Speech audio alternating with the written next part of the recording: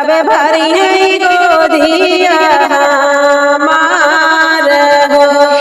12 वर्ष में 5 बच्चे, उसके बाद भी ये गा रही हैं कि कब भरबा गोदिया हमार हो। हमरे दुअरवाया माया मवा का पेड़वा हो।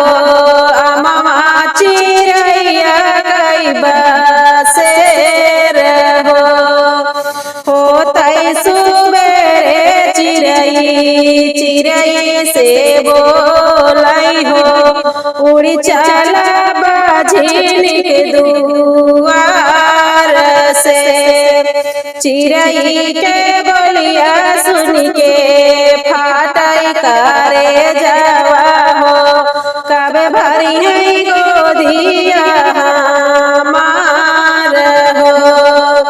आंगुरी पकड़ के पियवा घर से निसारै हो।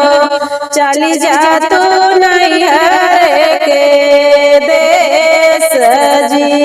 सोची मारा घर से निसरी गए।